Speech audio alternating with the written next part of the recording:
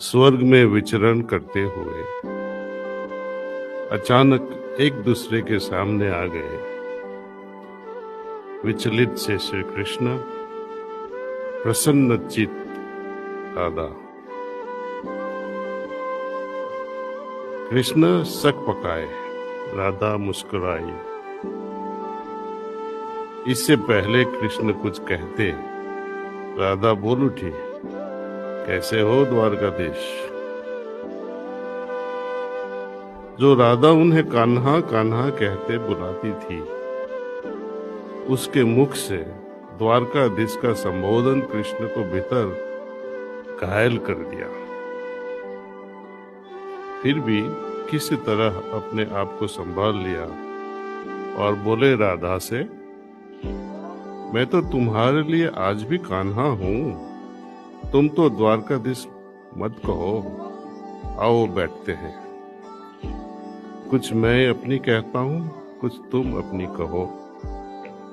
सच कहूं राधा, जब जब भी तुम्हारी याद आती थी, इन आंखों से आंसुओं की बूंदें निकलती थी। बोली राधा, मेरे साथ ऐसा कुछ नहीं हुआ, ना तुम्हारी याद आई, ना कोई आंसू बहा। राधा से बोली राधा, मेरे साथ ऐसा कुछ नहीं हुआ कि आपको याद किया और रोई, ना तुम्हारी याद आई, ना कोई आंसू बहा। क्यों?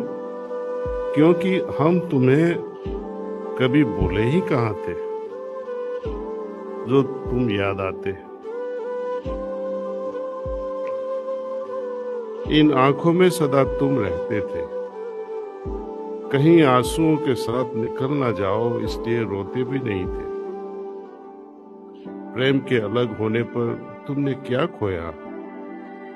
टेलिंग कृष्णा कि तुम्हारे प्रेम के अलग होने पर तुमने क्या खोया, इसका एक आईना दिखाऊं आपको। कुछ कड़वे सच प्रश्न सुन पाओ तुम, तो मैं सुनाऊं। कभी सोचा कि इस तरक्की में तुम कितने पीछे पड़ गए? यमुना के मीठे पानी से जिंदगी शुरू की और समंदर के खारे पानी तक पहुंच गए आप।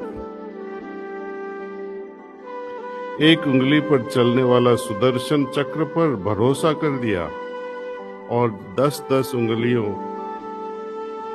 से चलने वाली बांसुरी को भूल गए आप।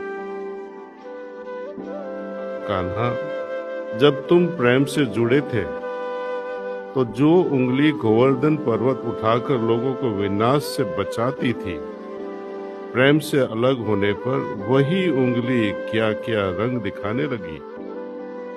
सुदर्शन चक्र उठाकर विनाश के काम आने लगी। कान्हा और द्वारकाधीश में क्या फर्क होता है बताऊं? कान्हा होते तो तुम सुदामा के घर जाते, सुदामा तुम्हारे घर नहीं आता। युद्ध में और प्रेम में यही तो फर्क होता है। युद्ध में आप मिटाकर जीतते हैं। This applies to family life also. युद्ध में आप खुद को मिटाकर जीतते हैं और प्रेम में आप मिटकर जीतते हैं। कान्हा, प्रेम में डूबा हुआ आदमी दुखी तो रह सकता है, पर किसी को दुख नहीं देता।